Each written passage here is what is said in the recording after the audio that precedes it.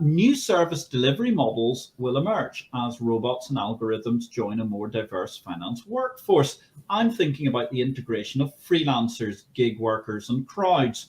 What key changes do we see from a workplace and workforce perspective that employers will be doing new things in new ways? Taraneh. Yes, very good question, Peter. Also in the midst of the pandemic where everyone had to do things in new ways. So for us, for example, traveling to our customers, seeing our customers was a natural thing to do. And we had to totally stop that. We could not see one customer in real life. And we adapted to that, of course, with the technology and so on. But again, this creating this innovative atmosphere to work with, not everything needs to be from the office, even though my colleagues, they do like to come to the office, and that's why we need bigger and bigger offices.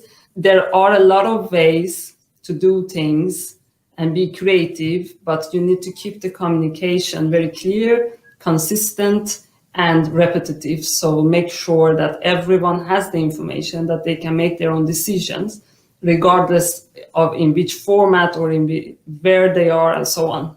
But you mentioned also robots, and I would like to talk a little bit about machine learning and then AI as well, because that's an area that we are looking into and incorporating that in our product. And there are a lot of things to be done to change how the systems at exchanges and clearinghouses operate. For example, having elastic scalability in the system, and that the system is smart enough to scale up and down based on the peaks where they happen, the load peaks and so on. And that you can do with machine learning, that you can train the system and have smart functions to do so. You can also do a lot of smart things about risk management. We are talking with a major clearinghouse about applying AI for risk management functions, for predictions of volatility, or smart dashboards that they can guide the user to take decisions and so on. So the number of things you can do are almost limitless. And also in the area of user friendliness, how you can make sure your system displays or how the user uses the system. So of course, now everyone uses a web-based user interface, for example, but that was not a certain choice just 10 years ago. But even if you look at these web-based user interfaces, they usually just show the data model in the back end. You really don't want that. You want a smart user interface that guides the user and is workflow-based, role-based, rather than back-end mirror. So there are a lot of things you can do differently.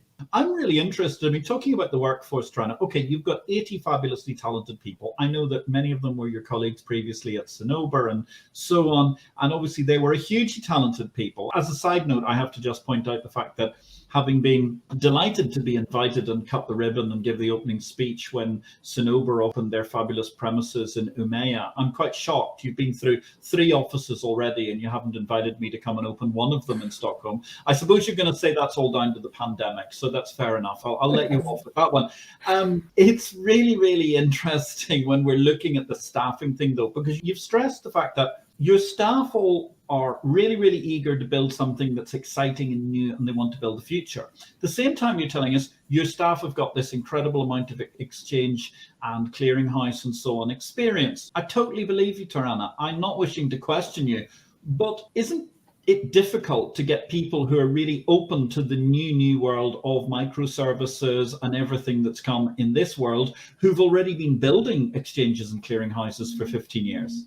Very good question, Patrick. I would say answer this in 2 ways. One is the keyword is multi-generational team that we have. So we have very experienced people. We also have young people from the school. We also have people with a slightly different background, just to have a very good diversity from different experiences. So we make sure that we also put the ground for future growth of the company and the company's success for 50 years, 100 years, and so on. So we build the ground already today. So we have a multi-generational team that have been involved in multi-generation creating of this system. And you would be surprised how much the people that have worked with these systems before have new ideas. Because if you think that you've built your first house, then okay, I would have done this differently. And then you build your second house, it's a little bit better. The third house is really good, but the fourth one is actually great. And that's a little bit like that here as well. So the more experience you have, there are also